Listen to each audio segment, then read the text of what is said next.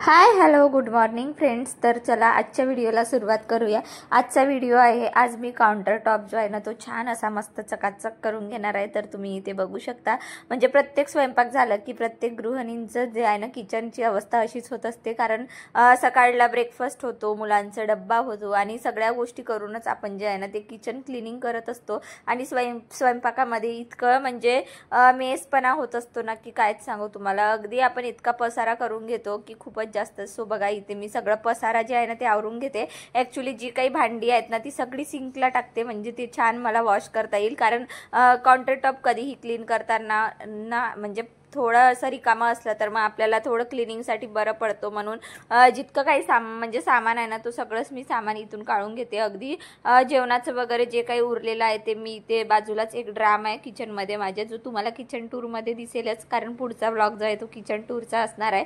So बघा अशा पद्धतीने जी काही म्हणजे जेवणाची भांडी होती ना ती मी इथे काढून ठेवलेली आहे आणि सगळंच काउंटर टॉप मी आज पूर्ण असं डीप क्लिनिंग करून घेणार आहे। सो बघा जे काही बॉटल्स वगैरे आहेत ते सगळे मी इकडे सिंकमध्ये घातलेले आहेत, कारण मला बॉटल्स वगैरे जे आहेत ना ते सगळेच म्हणजे क्लीन करून घ्यायचे आहेत। आणि अगदी पूर्ण मी भांडे जे आहे ना खाली एक चटई टाकून घेतली आणि त्यामध्ये जे काही रॅक्स ऑइल बॉटल्स वगैरे आहेत ना ते सगळे मी इथे काढून ठेवले। आणि बाय द वे जे काही रॅक्स वगैरे तुम्हाला दिसतील ना ते सगळे काही मी फ्लिपकार्ट मिशोवरून जे आहेत ना ते ऑर्डर केलेले आहेत। तुम्हाला हवं असेल तर मला कमेंटमध्ये सांगा, मी तुम्हाला लिंक शेअर करणार। सो बघा अशा पद्धतीने सगळे जे आहे ना जे रॅक खराब झाले होते ते सिंकमध्ये टाकले, कारण वॉश करण्यासाठी। आणि जे काही म्हणजे गॅस शेगडी पण जी काही बर्नरची भांडी होती ना सगळं ते पण मी इथे सिंकमध्ये घालून घेते। त्यानंतर हा सुरई, यामध्ये मी पाणी म्हणजे भरत आहे सध्या, माठ माझं काढायचं आहे आणि लवकरच मी माठ म्हणजे सज्जावर ठेवलेला आहे, माठ काढणार। तर बघा अशा पद्धतीने पूर्ण काउंटर टॉप मी असा पूर्णच रिकामा करून घेतला। अगदी छोट्या छोट्या वस्तू आपण काउंटर टॉपवर ठेवलं असतं त्या सगळ्या मी काढून घेतल्या आणि बघा एका वाढल्या फडक्याने पूर्ण काउंटर टॉप जे आहे ना ते पुसून घेणार आहे। तर तुम्ही इथे बघू शकता, आपल्याला दिसत नाही पण असं छोटा मोठा डस्ट जो असतो ना तो झालाच असतो, त्यामुळे अशी मला तरी असं वाटते की 15 दिवसातून 1 महिन्यातून पूर्ण असं काउंटर टॉपची डीप क्लिनिंग व्हायलाच हवी। आणि आज मी मस्त हा ओटा जो आहे ना तो पूर्ण छान असा मस्त पॉलिशिंग करून अगदी गुडगुडीत करणार आहे। सो बघा तुम्ही इथे मी एक म्हणजे वाळला कापड घेतला, ॲक्च्युली सुका कापड घेतला सॉरी। तर सुका कापडाने जे आहे ना ते पूर्ण जेवढी काही डस्ट होती ना ते सगळी डस्ट काढून घेतली। जे काही मी प्लांटर ठेवले आहेत ते सगळे मी खाली ठेवून घेतले आणि अगदी बघा ना म्हणजे इतका असा रिकामा काउंटर टॉप किती शांत दिसतो ना। पण आपल्याला कसं आहे ना लेडीजला स्वयंपाकामध्ये काउंटर टॉप सजवलेला चांगला दिसत असतो। त्यानंतर बघा एका बॉटलमध्ये मी 1 वाटी लिंबूचा रस घेतलं, 1 ग्लास पाणी घेतलं, यामध्ये थोडं डिशवॉश लिक्विड घालून घेते आणि हे मी याच्याने जे आहे ना ते पूर्ण काउंटर टॉप जे आहे ना ते क्लीन करून घेणार आहे। आणि काउंटर टॉपची जे आहे ना पॉलिशिंग करण्यासाठी सिक्रेट वस्तू म्हणजे सोडा, मी इथे सोडा घातलेला आहे। तर बघा मी अशा पद्धतीने 1 चम्मच भर जे आहे ना ते सोडा घालून घेतलेला आहे आणि इथे आपला पूर्ण काउंटर म्हणजे मॅजिकल लिक्विड स्प्रे जो आहे ना तो तयार झालेला आहे। तर बघा अशा पद्धतीने पूर्ण जो काही ओट्याचा भाग आहे, ओट्यावरची स्टाईल्स वगैरे सगळं जे आहे ना ते पूर्ण मी याला मारून घेते, अगदी कानाकोपरा पूर्ण मी स्प्रे करून घेते आणि 5-10 मिनिट जे आहे ना त्याला असंच म्हणजे ठेवते। कारण कधी काय होते ना आपण जेव्हा म्हणजे स्वयंपाक करतो ना, कधी एकदा तुम्ही काउंटर टॉपवर असं हात फिरवून बघा, अगदी म्हणजे असं क्रॅचेस लागतात किंवा थोडं काहीतरी असं वाटते की चिकटपणा जो आहे ना, म्हणजे आपण भाजीची फोडणी देतो सगळं देतो त्यामधला ऑइल वगैरे जाऊन बसतो, त्यामुळे थोडा खरबूजपणा येत असतो काउंटर टॉपला। आणि अशा पद्धतीने जर आपण मग क्लीन केलं तर बघा अगदी क्लीन होऊन जातो। सो बघा मी पूर्ण काउंटर टॉपला जे आहे ना स्प्रे मारून घेतलं, त्यानंतर रॅक्स वगैरे जे आहेत ना ते पूर्ण मी असे वॉश करून घेतलेले आहेत।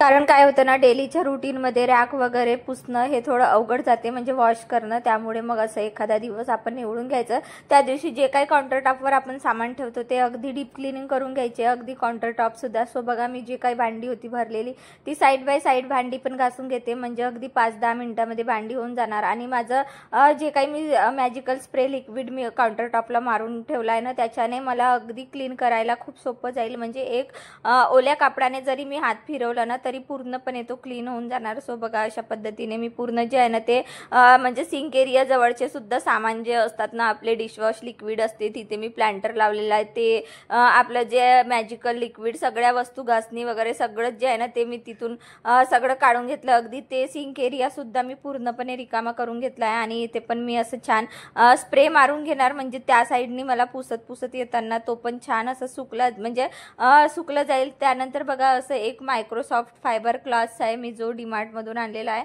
आणि याला मी छान असं गरम पाण्यामध्ये ओला करून घेतलेला आहे. आणि गरम पाण्यामध्ये यासाठी म्हणजे जो काही डस्ट चिकटलेला भाग असतो ना तो लवकर इझिली निघला जातो. आणि तुम्ही इथे बघू शकता अगदी पूर्ण काउंटर टॉप जो आहे ना तो मी कानाकोपरा याच्यानेच असं क्लीन करून घेते, अगदी पूर्ण छान. आणि मी खरंच सांगते इतकं छान म्हणजे ह्याच्याने पुसलं जाते ना की खूपच छान. आणि मला तरी असं वाटते की घरामध्ये जेव्हा आपण असं काही क्लिनिंग करतो ना तर मग छोटी इन्व्हेस्ट आपल्याला करावीच लागते. एखादा असं छानसं कापड आपण घेऊच शकतो. या कापडामध्ये मायक्रोसॉफ्ट कापडमध्ये जर आपण थोडे पैसे जर इन्व्हेस्ट केले ना तर बघा आपल्याला याचे भरपूर फायदे होत असतात. आणि बऱ्याच दिवसापासून मी हे यूज करते. अगदी याचं म्हणजे इतकं छान याच्याने सॉफ्ट होऊन जाते, सगळी वस्तू क्लीन केली की नाही का लवकरच क्लीन होऊन जाते. आणि बघा अशा पद्धतीने मी विंडो साईडसुद्धा पूर्ण क्लीन करून घेते, कारण काय होते ना विंडोच्या अगदी खालीच गॅस आहे त्यामुळे भरपूर ऑइल वगैरे तिथे पण जमा होत असतो, ज्यामुळे मग अशी डीप क्लिनिंग जी आहे ना ती करत राहावी लागते. आणि खरंच सांगते या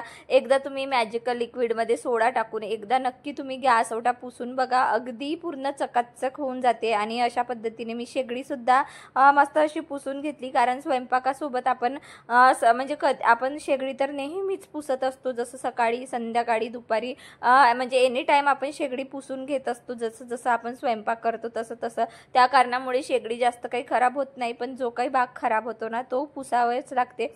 त्यानंतर तुम्ही इथे बघू शकता अगदी सॉफ्ट झालेली आहे. आणि मी हात फिरवून पण बघितलं, अगदी क्लीन झालेली आहे, म्हणजे कुठेच खरबूजपणा आलेला नाही. आणि अगदी असं म्हणजे काउंटर टॉप इतकं स्वच्छ आणि सुंदर दिसत आहे ना, तुम्ही इथे बघू शकता. अगदी गॅससुद्धा इतकी चमकत आहे. मी तिथे पण हात फिरवून बघितला, म्हटलं हात माझा दिसते की नाही, तर बघा इथे तुम्ही बघू शकता अगदी आरशासारखी मी गॅस ओटा पूर्ण असं चमकवून टाकलेला आहे. तर बघा अशा पद्धतीने जर तुम्ही म्हणजे क्लिनिंग केली ना वीकली 15 दिवसातून 1 महिन्यातून तर आपल्यासाठीच बरं होते, म्हणजे सारखं डीप क्लिनिंग करायची गरज नाही. आणि अगदी आपलं किचन जो आहे ना तो स्वच्छ आणि सुंदर असतो. त्यानंतर बघा मी पूर्ण काउंटर टॉप पुसून घेतलं.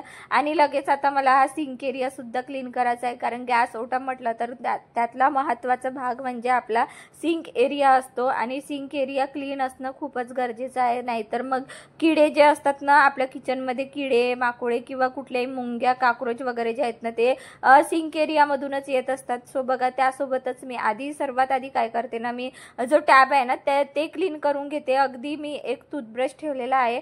आणि काय होते ना म्हणजे टॅपचा आजूबाजूचा जो भाग असतो ना तिथे आपला हात काही पोचत नाही, तर मी एका टूथब्रशने अगदी बारीक जो भाग असतो ना तो पूर्ण असं म्हणजे क्लीन करून घेते. आणि जास्त जर हार्ड वॉटर जर तिथे लागला असेल तर माझ्याकडे एक ताराची घासणी आहे, त्याच्याने मी तो थोडा जो भाग आहे ना हार्ड वॉटर लागलेला तो काढून घेते. आणि आमच्याकडे प्रचंड हार्ड वॉटर आहे, पण तुम्ही इथे बघू शकता माझ्या टॅपला सुद्धा अगदी कुठलेच डाग नाही, कारण मी नेहमीच म्हणजे क्लिनिंग जे आहे ना ते करत असते. आणि माझ्याकडे सिंक एरिया सुद्धा अगदी क्लीन आहे. आणि तो टॅपला लागलेला जो रॅक बघत आहे ना तुम्ही, जिथे मी डिशवॉश लिक्विड आणि एक प्लांटर ठेवते, तो पण मी मिशोवरून बोलवलेला आहे. आणि अगदी म्हणजे 2-3 महिन्यापासून मी लावून ठेवलेला आहे, पण कुठेच खराब वगैरे झालेला नाही.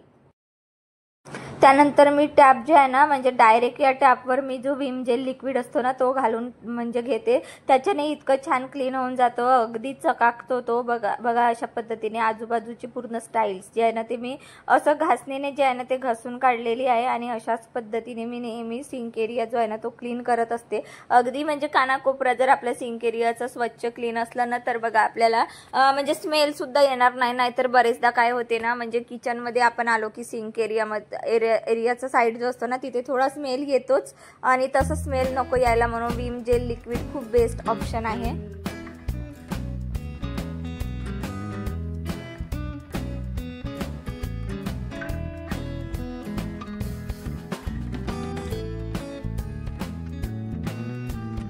इथे मी मॅजिकल लिक्विड तर यूज केलाच, पण जो विम जेल लिक्विड डायरेक्ट मी इथे टाकते, ज्याच्याने फोम खूप छान येते आणि अगदी पूर्ण असं म्हणजे क्लीन होऊन जातो. अगदी आपल्याला खूप जास्त इथे म्हणजे क्लीन करायची गरज पडणार नाही. त्यानंतर बघा जे काही घसणी असतात ना ते छान मी वॉटरनी म्हणजे छान धुवून घेते, कारण बरेचदा बॅक्टेरिया घसणीमध्ये जमा होत असतो. म्हणून मग मी असं प्रत्येक वेळे जे आहे ना, प्रत्येक वापरानंतर सगळ्या प्रकारच्या घासणी जे आहेत ना ते वॉश करून ठेवून देते. आणि भांड्याचा तार जो असतो ना तो मी सिंकसाठी स्पेशली वापरते. त्यानंतर एक म्हणजे स्पंज जो माझा सिंकसाठी सेपरेट असतो आणि भांड्यांसाठी वेगळा असतो. तर तुम्ही इथे बघू शकता अगदी मी सिंक एरियासुद्धा असं चकाचक करून घेतलेलं आहे. आणि तुम्ही इथे माझं टॅप पण बघू शकता, इतकं छान चकाकत आहे ना की खरंच म्हणजे अशा पद्धतीने जर क्लीन केलं ना तर आपल्याला स्वयंपाकसुद्धा करताना किचनमध्ये उभं जरी राहिलं ना तरी आपल्याला बोर होणार नाही. अगदी सगळीकडे स्वच्छता दिसली तर मग आपलं मनही सुद्धा इतकं प्रसन्न होत असतो ना की खरंच. त्यानंतर तुम्ही इथे माझं बघू शकता पूर्ण किचनच मी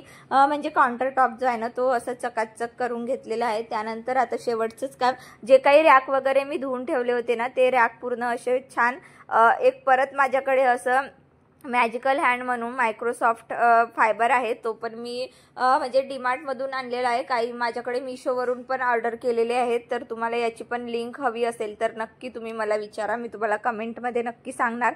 सो बघा अशा पद्धतीने मी रॅक, कारण एकदा जरी या वस्तू असं आपण वीकली जरी पुसलं ना तरी आपल्या इथे बघा म्हणजे डस्ट वगैरे जे आहे ना ते येणारच नाही. आणि तसंही डस्टला काही पर्याय नाही आहे, कारण विंडोच्या बाजूलाच म्हणजे एक कन्स्ट्रक्शनचं काम सुरू आहे, ज्यामुळे डस्ट सारखी येत असते. आणि तुम्ही इथे बघू शकता अगदी माझे काउंटर टॉपवरची भांडी सुद्धा स्टाईल्सवर चमकून राहिलेली आहे, अगदी आरशासारखे दिसत आहे. तर तुम्ही इथे बघू शकता अशा पद्धतीने मी पूर्ण हा गॅस ओटा जो आहे ना तो चांगला असं चकाचक करून घेतलं. आणि अशी पॉलिशिंग जी आहे ना ती आपल्याला वीकली किंवा 15 दिवसातून जरी केली ना तरी पुरतं. सो बघा इथे मी किचनला जे आहे ना ते छान असं मस्त वरतून जे आहे ना ते लाईट डेकोरेट केलेलं आहे. सध्या 2 मिनिटापूर्वीच मी म्हणजे हे लाईट मला रिसीव्ह झालेलं आहे. मी हे लाईटिंग जे आहे ना ते मिशोवरून ऑर्डर केलेली आहे आणि इथे किचनमध्ये मी मस्त असं सजवून घेतलेलं आहे. तर तुम्ही इथे बघू शकता. आणि यानंतरचा पुढचा व्लॉग जो आहे ना तो किचन टूरचा असणार आहे. जर तुम्ही एक्सायटेड असेल माझा किचन टूर बघायला तर प्लीज चॅनलला